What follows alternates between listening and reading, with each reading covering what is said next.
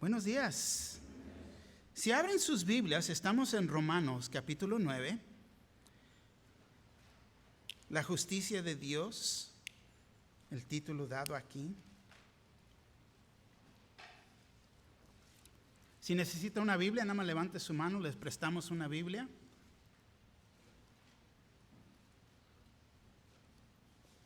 Romanos 9, y nos vamos a enfocar en el versículo 19 al 29, pero me gustaría regresar un poquito antes y vamos a comenzar a leer desde el versículo 13 para poner todo esto en contexto. ¿Ya están todos ahí? Romanos 9, 13, comenzando ahí. Como está escrito, a Jacob amé, mas a Esaú aborrecí. ¿Qué pues diremos? ¿Que hay injusticia en Dios? En ninguna manera. Pues a Moisés dice, tendré misericordia del que yo tenga misericordia y me compadeceré del que yo me compadezca.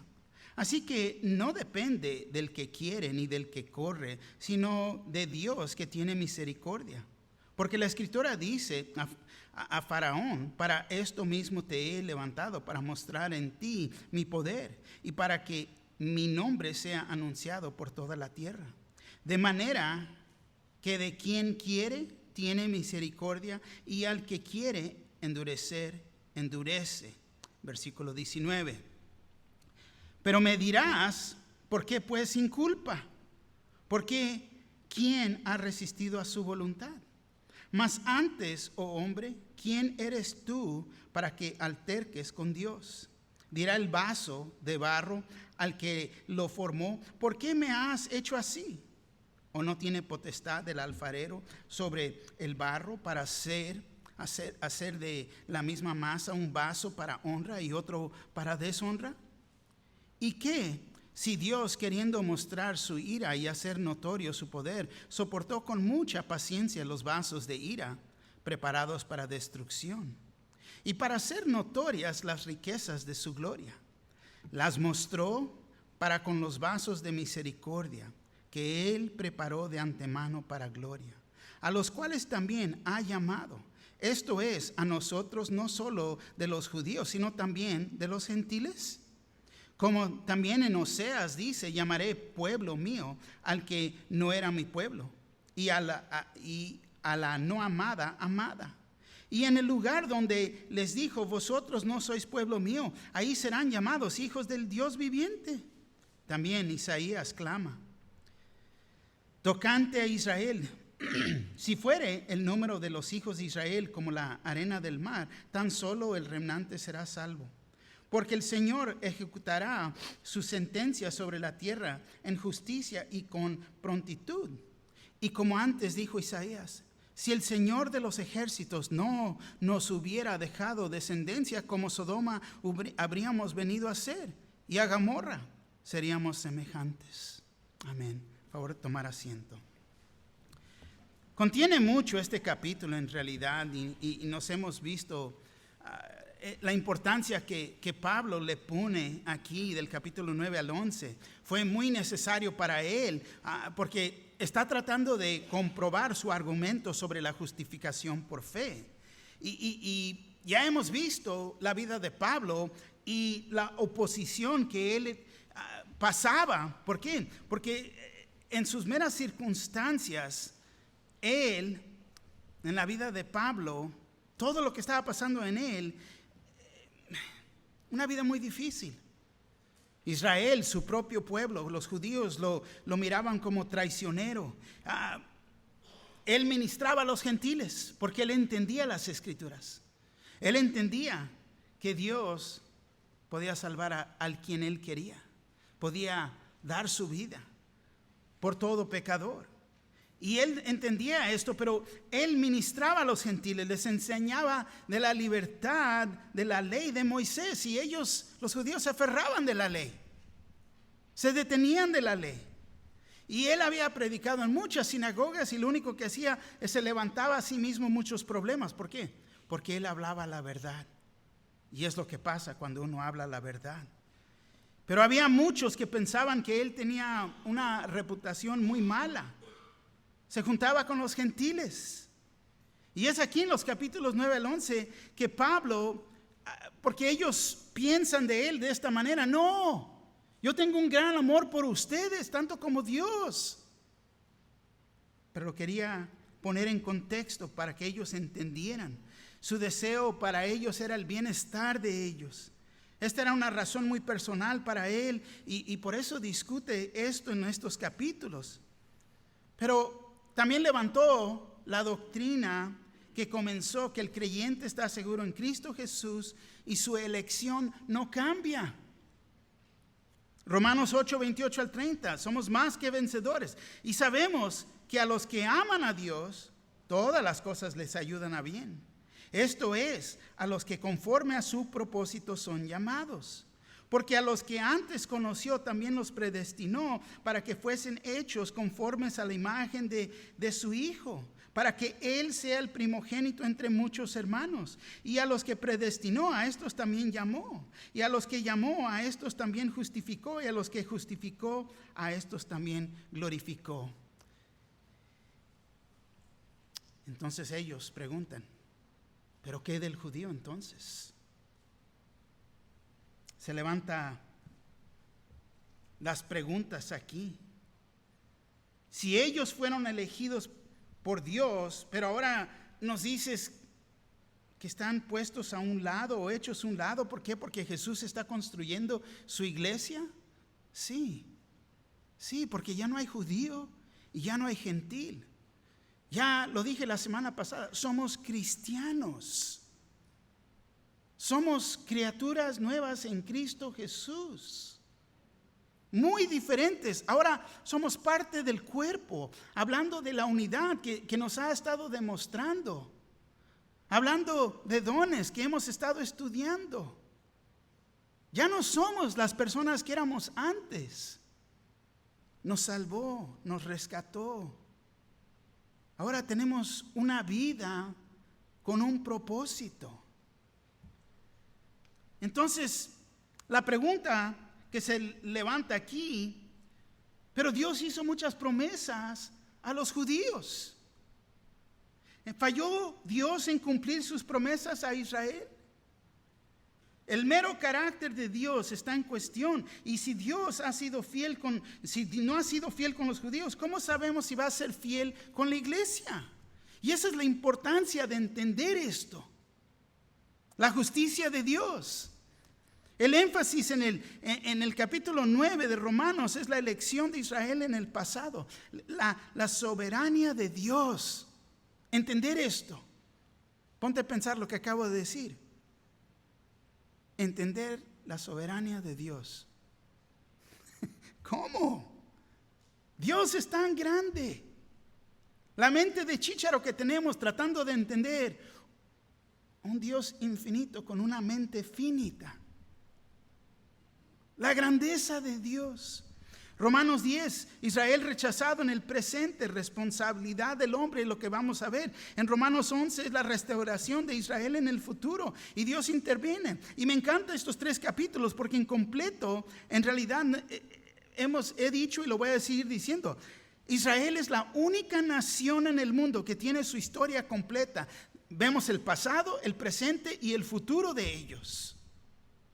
No sabemos lo que va a pasar con estos países, Estados Unidos, San Salvador, México. No sabemos. La historia no está completa. Pero la de Israel sí. Fíjate. Es ahora aquí en Romanos 9 que Pablo defiende el carácter de Dios.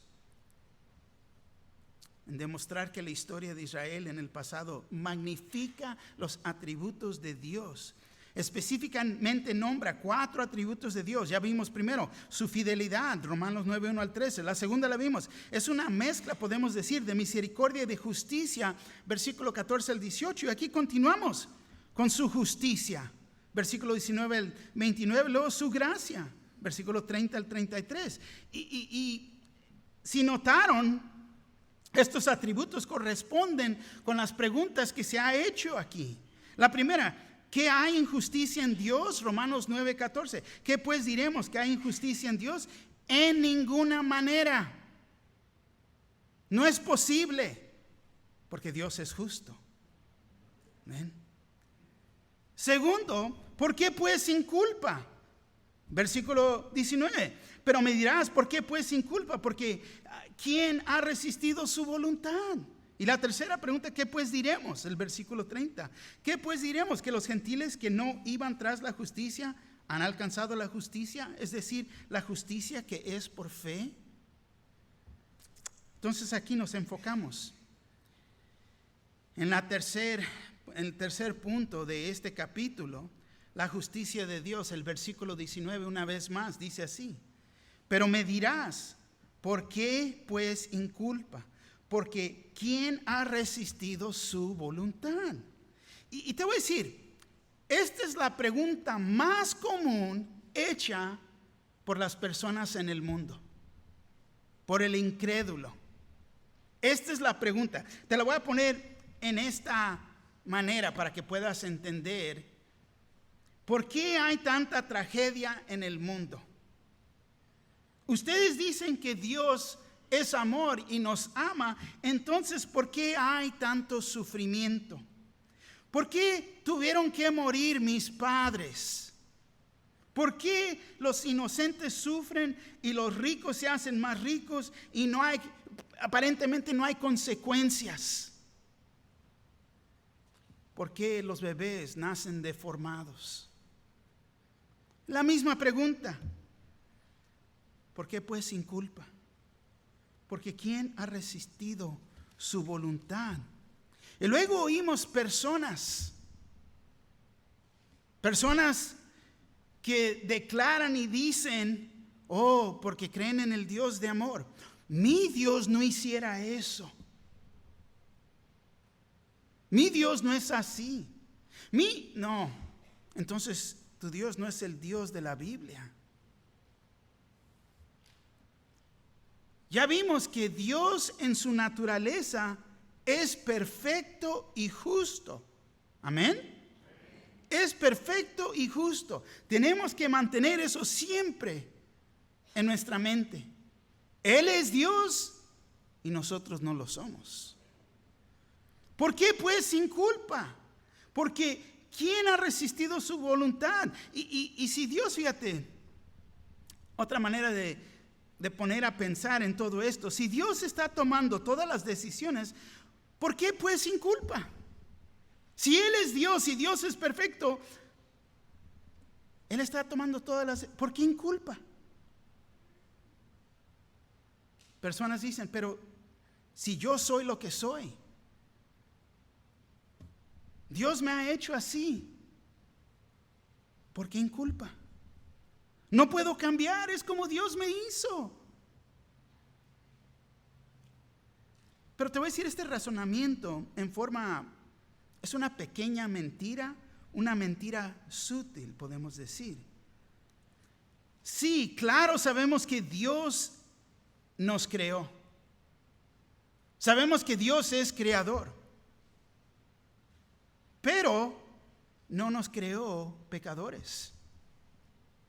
No nos creó en el estado en que estamos viviendo. Génesis 18:25. Lejos de ti el hacer tal que hagas morir al justo con el impío y que sea el justo tratado como el impío. Nunca tal hagas. El juez de toda la tierra no ha de hacer lo que es justo. Fíjate. Es imposible que Dios fuera o hiciera algo injusto. Amén. Pero hay veces las apariencias aparentemente las hacen ver así. Pero eso no es justo. Ya vimos, los niños, nuestros jóvenes, that's not fair. No es justo. Pero hemos estado estudiando y si recordamos, Él tuvo misericordia de Moisés y Faraón fue condenado cuando los dos eran pecadores, los dos habían cometido homicidio. ¿Pero esto es justicia? ¿Él eligió a Israel y rechazó a otras naciones? ¿Es esto justo?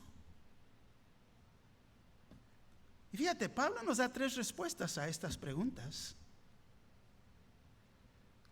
La primera respuesta es esta: ¿quién somos nosotros para alegar con Dios? Versículo 19 al 21. La segunda respuesta es: Dios tiene sus propósitos. Versículo 22 al 24. Y el tercer punto, respuesta: todo esto fue profetizado. Versículo 25 al 29. Comenzando con la primera respuesta: ¿quién somos nosotros para alegar con Dios? Fíjate lo que dice el versículo 19 al 21 una vez más. Pero me dirás, ¿por qué pues sin culpa? ¿Por qué? ¿Quién ha resistido su voluntad? Mas antes, oh hombre, ¿quién eres tú para que alterques con Dios? ¿Dirá el vaso de barro al que lo formó: ¿por qué me has hecho así? ¿O no tiene potestad el alfarero sobre el barro para hacer de la misma masa un vaso para honra y otro para deshonra? Ya vimos, Dios es perfecto. Dios es justo. Dios está en la soberanía. ¿Cuándo? Él es Dios. Y en leer esto es lógico. Él es Dios. Y nosotros, ¿qué somos? Polvo. Polvo de la tierra sin vida. Es lo que somos. Pero Él es alfarero. Él es el alfarero. Y nosotros simplemente somos el barro, polvo, tierra mojada, podemos decir. Y Él es el que nos ha dado vida. Pero no éramos nada. Voltea conmigo, vamos a Jeremías. Jeremías capítulo 18.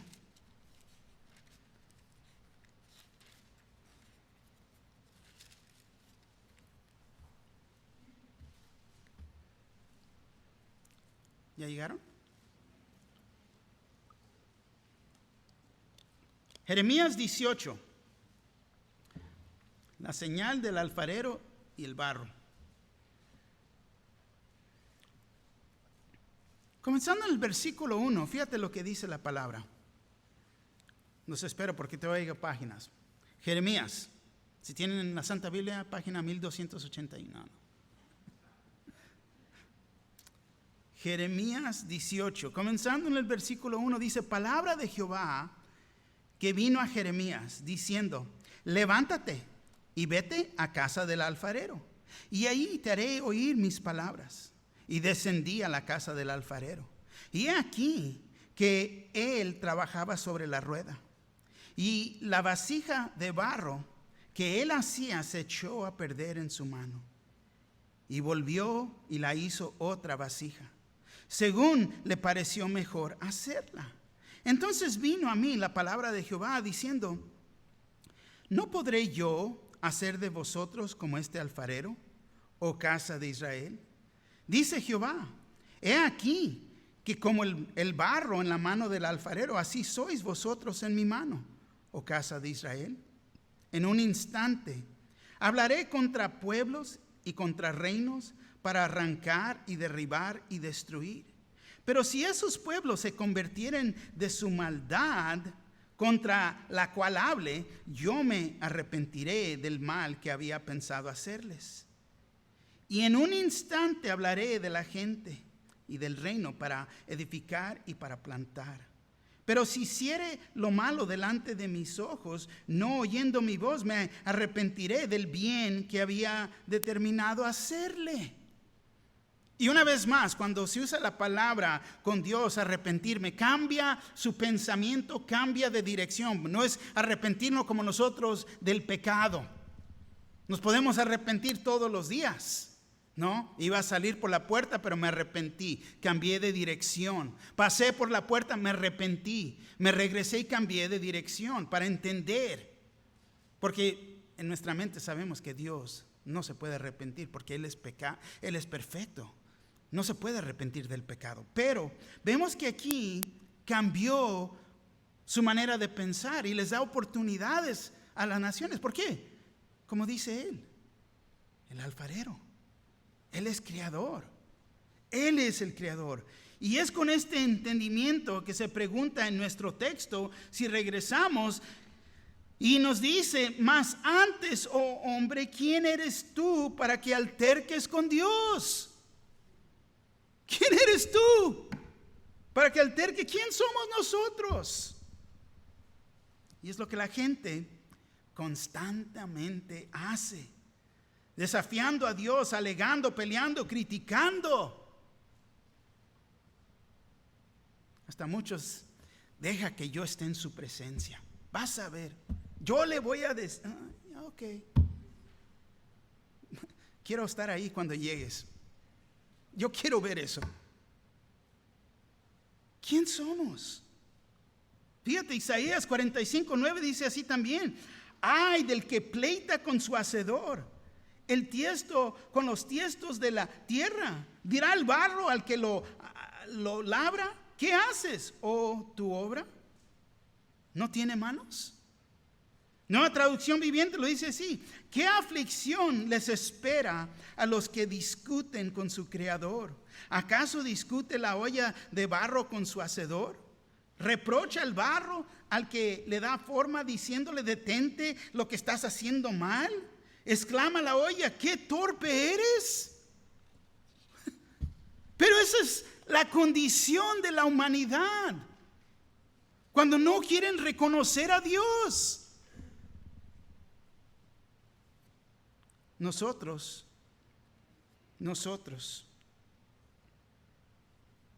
como hombres, como mujeres,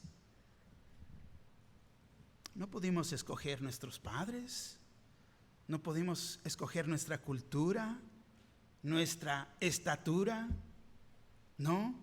O a qué altura vamos a llegar. No podemos escoger esas cosas. Tenemos que creer que todo esto está en las manos de Dios. Todo esto. Pero les recuerdo que todavía tenemos que tomar responsabilidad. Nada más porque esto está en las manos de Dios no nos permite hacer excusas, como muchos lo hacen. No, pero es que yo nací de una casa pobre, no tenía nada. Me comporto así porque mis padres no me amaron. No sabes la vecindad en que crecí. Es que vine de un hogar disfuncional. Mi madre me abandonó, mi padre se abusó de mí, se divorciaron, no tenía padre en el hogar, el padre me golpeaba mucho.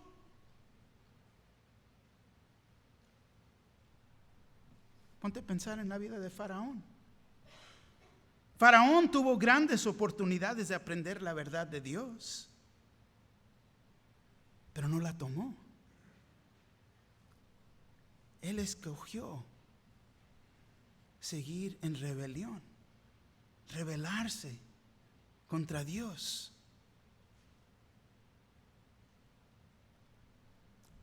¿O no tiene potestad el alfarero sobre el barro para hacer de la misma masa un vaso para honra y otro para deshonra? Un vaso para honra. Este sería para un uso especial, para ocasiones especiales, para los invitados de honor. Y la otra para deshonra, simplemente como para sacar agua, el garrafón de agua, en lo que uno come todos los días, los platos desechables. No, vaso de plástico. Uno para honra, otro para deshonra.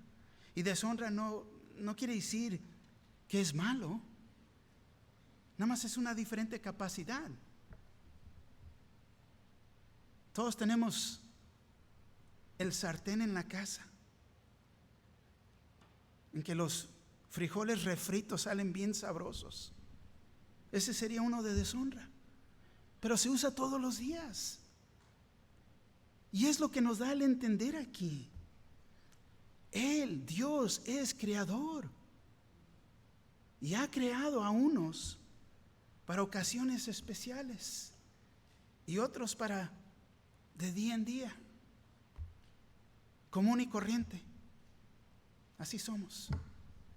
Somos polvo de la tierra que Dios nos creó. Dios tiene sus propósitos. Segundo punto aquí, versículo 22 dice: ¿y qué? Si Dios, queriendo mostrar su ira y hacer notorio su poder, soportó con mucha paciencia los vasos de ira preparados para destrucción. Los vasos de ira, fíjate. Traducción en lenguaje actual lo dice así: algo parecido ha hecho Dios. Ha querido dar un ejemplo de castigo para que todo el mundo conozca su poder. Por eso tuvo mucha paciencia con los que merecían ser castigados y destruidos. Ponte a pensar. Faraón, un vaso de honra, vivió una vida muy bien hasta que llegó Dios y no quiso conocer al Dios Todopoderoso, pero tenía un propósito. A Dios, fíjate, no le gusta ver que alguien esté en rebelión, que se rebele, especialmente cuando se están abusando de otras personas. Dios resiste en hacer lo que esa persona se merece en ese mero momento. No es tan fácil. Yo creo que le duele y sufre en esos tiempos ver su creación en esta condición. Pero fíjate, así que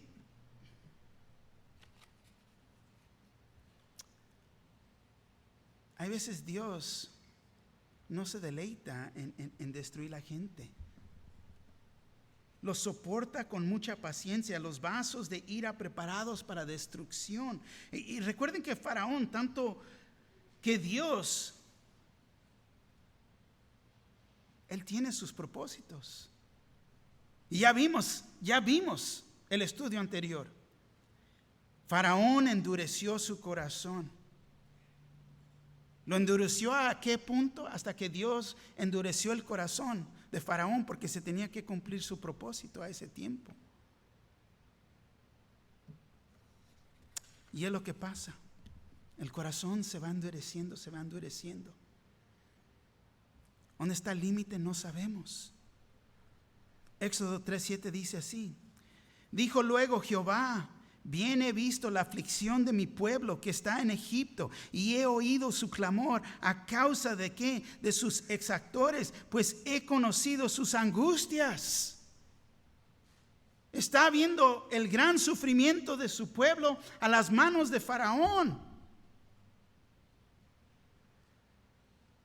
Pero el mero hecho de que Dios prolonga, se dilata, retarda, nos indica que Él le dio toda oportunidad a Faraón de ser salvo, de arrepentirse, de entregarse. Trajo plaga tras plaga tras plaga. A veces las mismas personas preguntan: ay, ¿por qué tengo que pasar por esto? Hay tormentas de perfección y tormentas de corrección en la vida. Yo no sé por qué estás pasando lo que estás pasando, pero estás en una de las dos. Dios te está perfeccionando o te está corrigiendo. Es tan sencillo así. Segunda de Pedro 3:9 dice así: el Señor no retarda su promesa, según algunos la tienen por tardanza, sino que es paciente para con nosotros, no queriendo que ninguno perezca, sino que todos procedan al arrepentimiento. Fíjate, el deseo de Dios es que sea salvo. La salvación. Y está, podemos decir, pone la situación en pausa. Hay veces. Una vez más, el Señor no retarda su promesa. Su promesa se va a cumplir. según algunos tienen por tardanza. ¿Y por qué? Porque muchos dicen, no, ustedes tienen ya más de 2000 años diciendo que Jesús va a regresar, que esto, y siguen, y siguen, y siguen, y no se arrepienten, siguen perdidos en sus pecados. Pero dice, sino que es paciente para con nosotros, no queriendo que ninguno perezca. Le dio toda oportunidad a Faraón, sino que todos procedan al arrepentimiento. Señor, estoy mal. Tú eres Dios todopoderoso, eres creador. Estoy cuestionándole aquí la soberanía de Dios. ¿No reconozco que soy polvo de la tierra? ¿Quién soy yo para alegar con Dios? Pero ¿cuántas personas no nos encontramos así? No, pero ustedes dicen que Dios es amor. Sí es Dios, es amor en su naturaleza. Nos ama tanto que dio a su unigénito Hijo, Cristo Jesús, que muriera en la cruz por nosotros, para que hubiera salvación. Pero el problema es que no lo reconoces como Dios. El Dios que reconoces es Dios con D minúscula. No es el Dios de la Biblia. Y luego dice el versículo 23, y para hacer notorias las riquezas de su gloria, las mostró para con los vasos de misericordia que Él preparó de antemano para gloria. Fíjate, Dios prepara a los hombres para gloria, pero los que siguen en sus pecados se preparan a ellos mismos, a sí mismos, para el juicio. Porque ya vimos, sino que todos procedan al arrepentimiento. Él no quiere que nadie se perezca. Ofrece salvación. No, eso es un cuento, eso es un mito, eso no.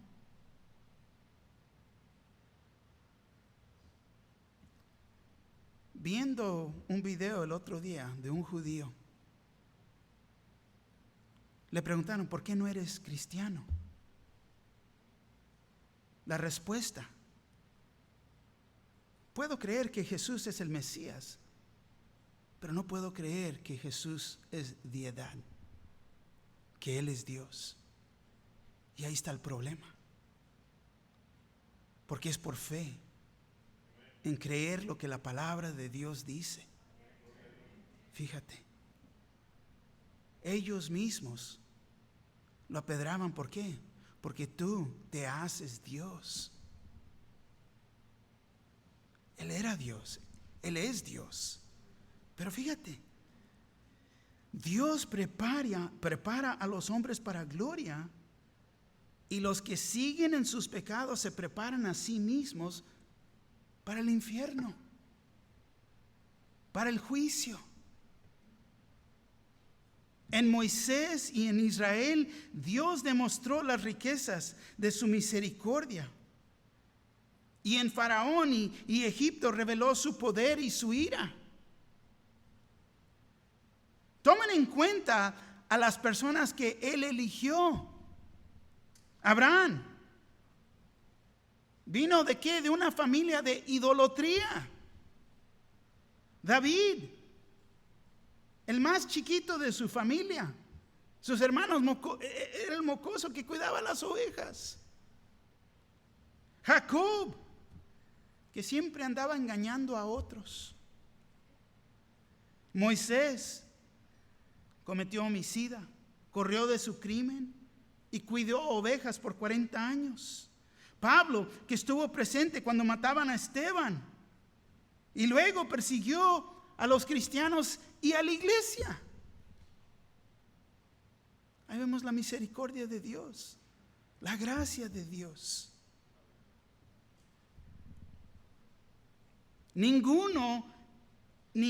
Nadie se merece o se merecía o se merece la misericordia de Dios.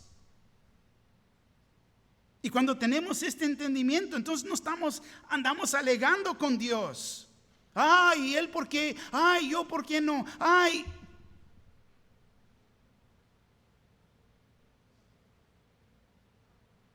El alfarero formando un vaso. Lo puede aplastar, lo puede volver a hacer, lo puede hacer más grande, lo puede hacer más chico, lo puede hacer más alto. Lo puede hacer como Él lo quiere hacer. Entonces nosotros, ¿cómo podemos decir esto es injusto? No hay ni nada bueno en nosotros. El versículo 24, a los cuales también ha llamado, esto es, a nosotros, no solo de los judíos, sino también de los gentiles. Dios no ha limitado su elección solamente a los judíos, pero está abierta a los gentiles. El propósito de Dios es en formar su iglesia de los judíos y los gentiles. Es de todo aquel que cree en fe. Ahora somos su iglesia. Los creyentes de hoy en día, por la gracia de Dios, somos vasos de misericordia. Fíjate que Él está preparando para gloria. Me recuerda de lo que ya vimos en Romanos 8, 29 y 30. Porque a los que antes conoció también los predestinó para que fuesen hechos conformes a la imagen de su Hijo, para que Él sea el primogénito entre muchos hermanos. Y a los que predestinó, a estos también llamó. Y a los que llamó, a estos también justificó. Y a los que justificó, a estos también glorificó. Dios sabe. Omnipotente, omnipresente, sabe todo y puede estar en todo lugar a todo tiempo. La grandeza de Dios. Él sabe a quién se le está endureciendo el corazón y sabe hasta dónde, qué es el límite.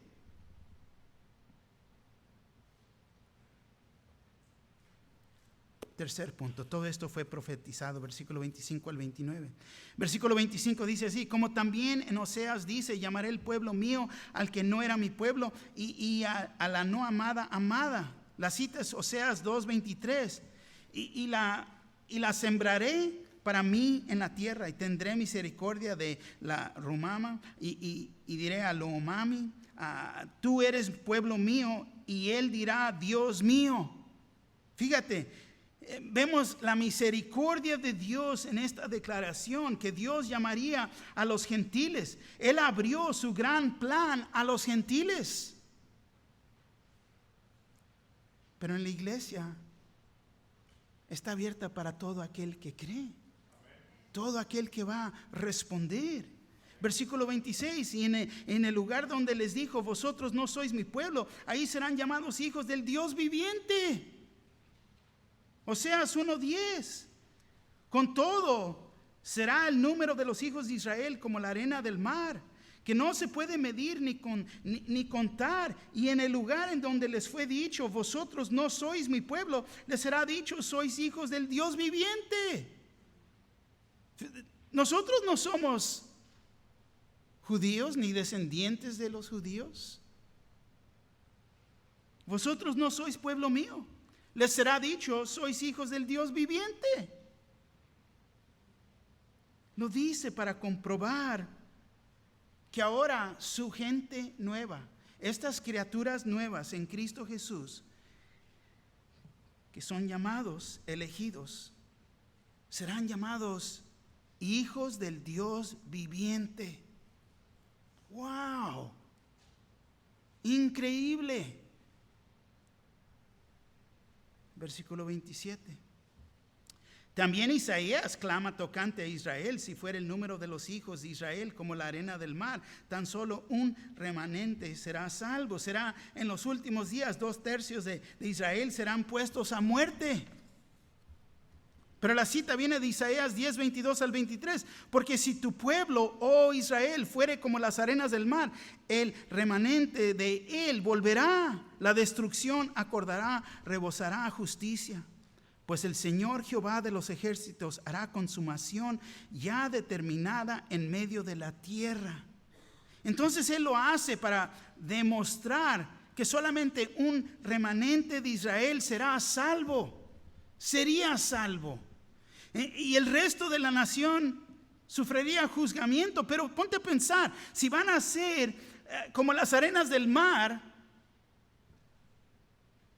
¿Has ido al mar? ¿A la arena? ¿Has levantado arena? ¿Cuántos granitos de arena tienes ahí? Te pones tan grande tu pueblo. Versículo 28. Porque el Señor ejecutará su sentencia sobre la tierra en justicia y con prontitud. La palabra de Dios es verdad, se cumplirá. La aplicación de este versículo hoy en día es que solo un remanente de los judíos van a creer. Y ellos, los creyentes, junto con nosotros, somos los llamados de Dios. El versículo 24, a los cuales también ha llamado, esto es, a nosotros, no solo de los judíos, sino también de los gentiles. Claro que sí. Versículo 29. Y como antes dijo Isaías, si el Señor de los ejércitos no nos hubiera dejado descendencia, como Sodoma habríamos venido a ser, y a Gomorra seríamos semejantes. Porque fue de ese remanente que siempre habido verdaderos creyentes. Y en la fecha aún sigue habiendo verdaderos creyentes. La última cita aquí es de Isaías 1:9. Si Jehová de los ejércitos no hubiese dejado un resto pequeño, como Sodoma fuéramos y semejantes a Gomorra. ¿Qué quedó de esos pueblos? Nada. ¿Creen que han encontrado esos lugares? Y en esos lugares, ¿qué hay? Ceniza, polvo. Es todo. Pero esto verdaderamente me aclara a mí lo que se nos está diciendo aquí. ¿Qué comprueba todo esto? Que verdaderamente que Dios no es injusto en que salva a algunos. A otros se les ha dado la oportunidad, pero no han respondido. Él ya proveyó el camino. Fíjate, pero Él simplemente está cumpliendo su palabra que fue dada en el Antiguo Testamento. Esto fue profetizado hace siglos pasados. Él fuera injusto si no cumpliera su palabra. Pero también demuestra, fíjate, su gracia en que ha dado la oportunidad de que los gentiles, nosotros, tengamos la oportunidad de ser salvos. Fue en Éxodo. Dios rechazó a los gentiles y eligió a los judíos para poder, por medio de ellos, salvar a los gentiles. La nación de Israel ha rechazado su voluntad, pero no derrotaron sus propósitos. Un remanente de los judíos cree en la palabra de Dios hoy en día. Y su palabra ha sido cumplida, se va a seguir cumpliendo y se va a cumplir completamente de acuerdo como Él ha dicho. Pero en ver todo esto, yo creo que hemos aprendido, ha sido comprobado que Él es verdad. Su carácter y sus propósitos no cambian. Él es el mismo, ayer, hoy y mañana. Y es la mano de Dios en su misericordia que va a proteger a Israel en los últimos días, en ese remanente. Y me puse a pensar,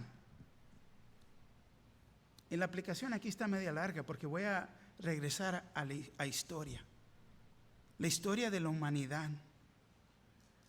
Fue en el año 79 después de Cristo que hubo una erupción del monte Vesubio que destruyó a Pompeya, Herculano y Estavia.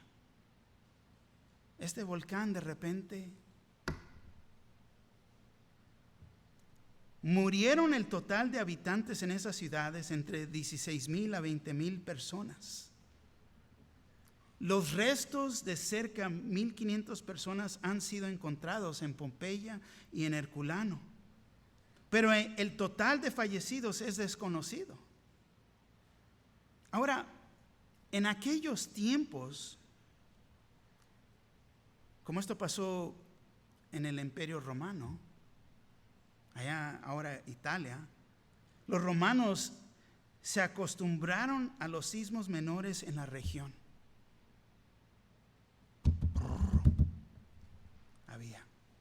Se movía la tierra, había ruido. Pero no le pusieron mucha importancia a la ruina inminente. Ellos decidieron quedarse ahí mismos y continuar sus vidas, como si nada. Todo está bien. Así es el mundo, así son las cosas. Aquí en California nos acostumbramos de los terremotos. Ahora viene un terremoto, nos agarramos, nos despertamos, ok, ya pasó. Pero alguien que está visitando de otro lugar, salen corriendo. Ellos se acostumbraron a la condición de lo que pasaba alrededor de ellos, y así es hoy en día. Muchos no reconocen lo que está por venir, no lo quieren reconocer, siguen en sus vidas y no cambian. Pero como les dije, Dios es el mismo, ayer, hoy y mañana, y nos ha dado oportunidad para ser salvos, para vivir una vida nueva y no ser sorprendidos de la destrucción venidera. Te pregunto en esta mañana, ¿qué harás? ¿Qué vas a hacer? Porque hoy tienes la oportunidad de arrepentirte y ser salvo si no conoces a Cristo como Señor y Salvador. El Evangelio es: Cristo murió en la cruz, fue enterrado y ha resucitado. Esta es la verdad de la palabra de Dios. Cristo vive. Pero Romanos 9:29, terminamos con este versículo, deja leértelo en la traducción en lenguaje actual. Y como él mismo, Isaías, dijo: si el Dios Todopoderoso no hubiera salvado a unos pocos, ahora mismo estaríamos como las ciudades de Sodoma y Gomorra. En Pompeya se encuentran las personas en lo que estaban haciendo en ese día. Llegó una gran destrucción sobre ellos.